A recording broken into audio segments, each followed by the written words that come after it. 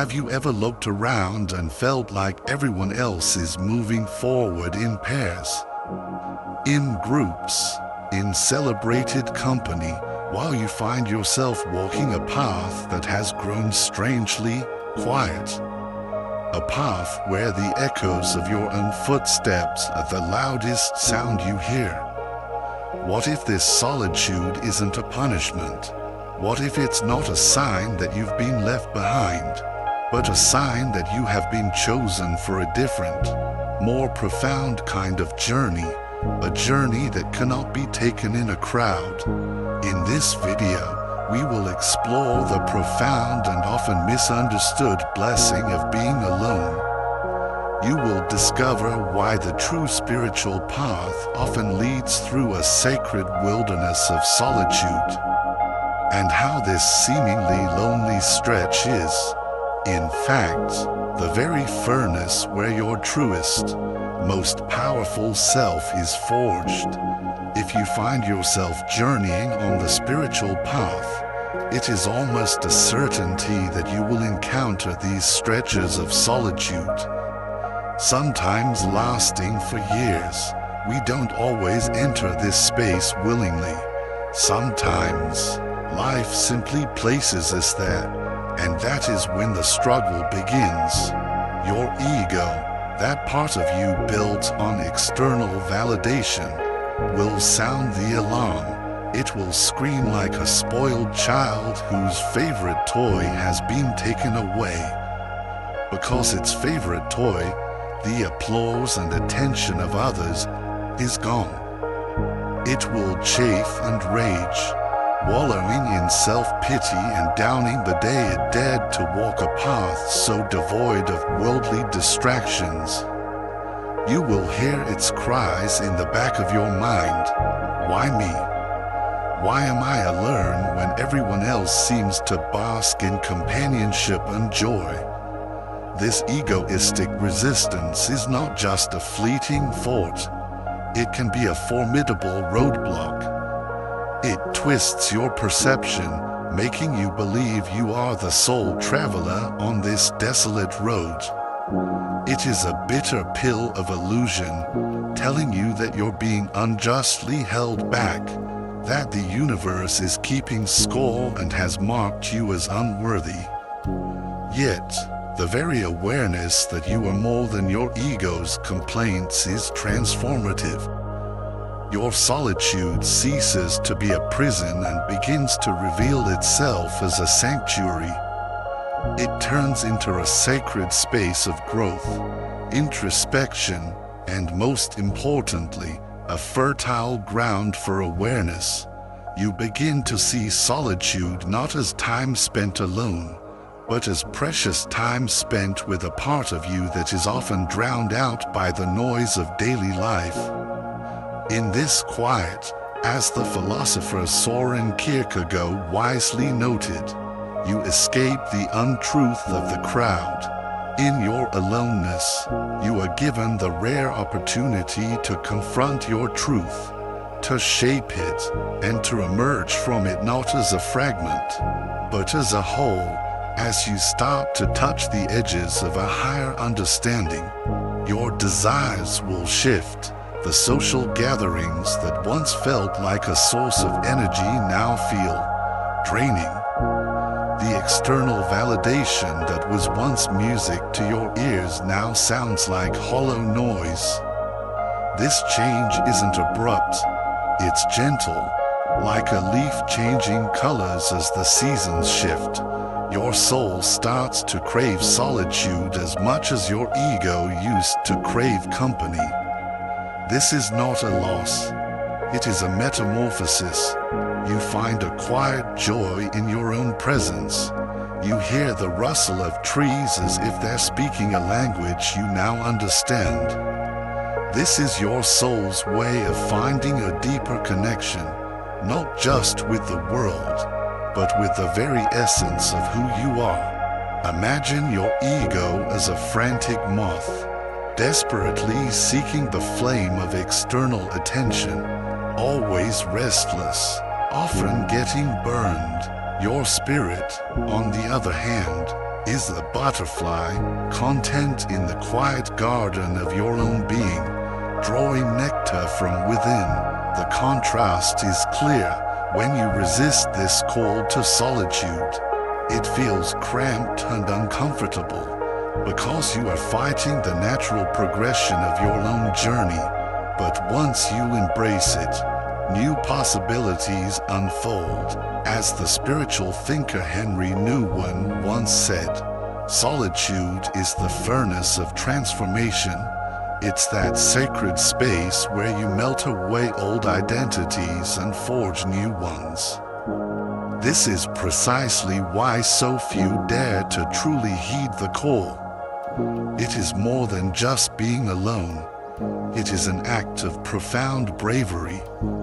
It takes immense courage to face one's own reflections, fears, and untapped potentials without the distractions that make it so easy to look away.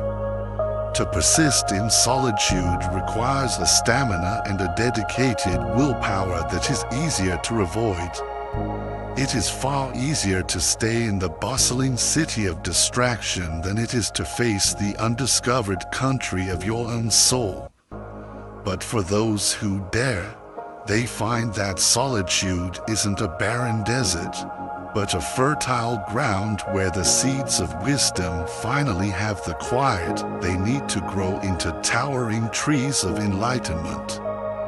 Walking the path of genuine spiritual awakening is like venturing into a forest where no trails have been blazed. There is no map, no tour guide, and no group of fellow travelers to affirm you're on the right path. It is just you in the wilderness of your inner being. In stark contrast, following an established religious or spiritual tradition is like walking a well-trodden path. There are signposts, rituals, and a community that reinforces your beliefs and offers a sense of belonging. It feels safe, but what happens when you step away from that beaten path? The familiar markers disappear. Your tidy definitions of right and wrong, spiritual and unspiritual, begin to blur and dissolve. Suddenly, there is no comforting chatter of like-minded souls, and you are left with only your own voice, echoing in a profound silence. A study in the Journal of Psychology of Religion and Spirituality found that individuals undergoing these transformations often experience the collapse of their interpretive framework. In other words, the dictionary you used to define your life has been set on fire. The old words no longer apply. It's both liberating and terrifyingly isolating. As you shed the layers of inherited beliefs and societal norms, you may feel like a snake shedding its skin. It's a natural, necessary process, but also a moment of extreme vulnerability. You are raw, exposed, and ill-equipped for the old world you just left behind. Many falter here because it is an emotionally taxing, existential loneliness that is hard to put into words, let alone share with someone who hasn't experienced it. The poet Rilke said, "The only journey is the one within," and this journey is, by its very nature, a solitary one. The ego fights it because this process threatens its very existence, which is built on social validation. But if you can withstand the pressure, what awaits you on the other side is a freedom that is both profound and deeply personal. It's the freedom of a bird that has finally found its wings. Not because someone told it how to fly, but because it discovered the sky within itself. In these quiet stretches, you uncover raw truths. You quickly learn that this path doesn't care for your plans or your ego's desires. It operates on its own terms. You can either resist, making your journey a rocky and painful one, or you can learn to surrender, allowing yourself to flow with its current. Even the notion of willingness must eventually be shed, as the process strips you down to your core, removing even the you that was willing to take the journey in the first place. You start to realize the spiritual path is more about unlearning than learning, more about shedding false identities than acquiring new ones. The Harvard study on happiness revealing that strong social bonds contribute to a long life is true. But it doesn't negate this spiritual insight. On this path, your relationships change. They are not defined by permanence, but by their profound, fleeting power. 1 minute, you'll find deep companionship in a book. The next, in a stranger who offers a single, enlightening perspective. And sometimes, in the silent gaze of a pet. These relationships come and go like travelers crossing a bridge, leaving footprints that guide your next steps. In this phase, you learn about trust, not trust in others, but an unwavering trust in the process itself. You encounter love, not the sentimental kind, but the tough, raw love that embraces even the darkest corners of your being. As Alan Watts said, the only way to make sense out of change is to plunge into it and join the dance. Your dance partners may change, but the music, the underlying truth, remains constant. In your solitude, the present moment becomes your sanctuary. By dedicating yourself to your inner truth, you aren't constricting your freedom. You are refining it. You turn off the static of the outer world, allowing the soft whispers of your soul to become clear. So, this journey through solitude is a sacred art, a necessary practice. But how do we master it? What are the practical tools, the mental shifts, and the daily disciplines we can use to not just survive this period of aloneness, but to thrive within it and extract its profound wisdom? How do we become skillful navigators of our own inner world? That is where we must turn our attention next. So, how do we become skillful navigators of our own inner world during this sacred journey through solitude? The path is a delicate balance of both intentional action and profound surrender. It begins by treating this time not as an empty space to be endured, but as a sacred workshop for the soul, an unprecedented chance to dig deep into the layers of your being. Let's start with intentional action. How can you make the most of this time? It starts with your mindset. A simple walk can be transformed into a pilgrimage of self-discovery if you embark on it with the right intention. Every mundane act can become a meditation. Use this quiet time to nourish your intellect and spirit. Immerse yourself in learning, whether it's books, podcasts, or lectures that speak to your soul. You are not just consuming information, you are gathering the raw materials, the wood and stone, that you will use to build your new inner home. Most importantly, make silence your friend, not your enemy. It is in the stillness that you can finally hear the whispers of your soul, your true wants, your deep fears, your most authentic desires. Listen deeply, without judgment, and be raw and open with your emotions. They are not your enemies. They are messengers carrying vital information. If you need to cry, then cry with your whole being. For crying is a sacred cleansing of old energies. If you need to laugh, do so wholeheartedly, for laughter is a vibrational alignment with joy. Allowing yourself to truly feel is the first step toward understanding. As Socrates said, an unexamined life is not worth living, and an unfelt life is barely a life at all. Let this period of solitude be your space for deep self-examination, ready for the next chapter of your life's journey. When the road of solitude seems endless, it's easy to question everything. You try every technique, yet an ache can persist. This is often because you are in the most critical and delicate phase of all, the chrysalis. As the writer Anaïs Nin puts it, and the day came when the risk to remain tight in a bud was more painful than the risk it took to blossom. This period of intense isolation is not a punishment. It is your classroom. It is an invitation to stop searching outwardly and start the real work of exploring inwardly. You are not just killing time.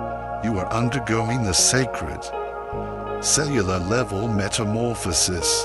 The irony is, if you were to form new, deep relationships at this stage, they would likely be founded on the very you that you are trying to transcend. People might fall in love with the caterpillar, inadvertently hindering the emergence of the butterfly. To be seen and loved for who you were while you are in the messy process of becoming who you are is a form of energetic prison. When you are by yourself, there are no mirrors to reflect back an identity you've outgrown. This is the time to grapple with your inner fears and ingrained beliefs, and to see that they are not integral parts of you, but layers you can and must shed. So, consider this solitude your secret weapon, your sacred training ground.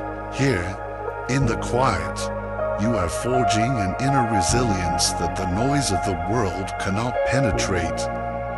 Years from now, you will gaze back and appreciate how this period fortified your spirit. It's not a burden, it's a treasure.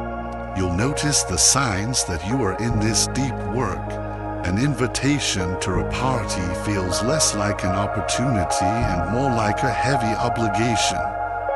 You feel as though you have to put on a mask, an old costume that no longer fits. This is not you being antisocial. This is your soul sending a clear signal. This is not where the real work is right now. Retreat, reboots. If you ignore these signals, you're resisting the inevitable, setting yourself up for a harder fall. You'll get there either way. So why not make the journey smoother by heeding the call? As you surrender to your aloneness, the real work begins in earnest. Don't just sit there. Dig deep. Engage in fearless self-inquiry. Pose the hard questions you've always avoided. Don't just ask them with your mind. Pose them to the very core of your being. Who am I truly, beneath all the labels and stories I've been told?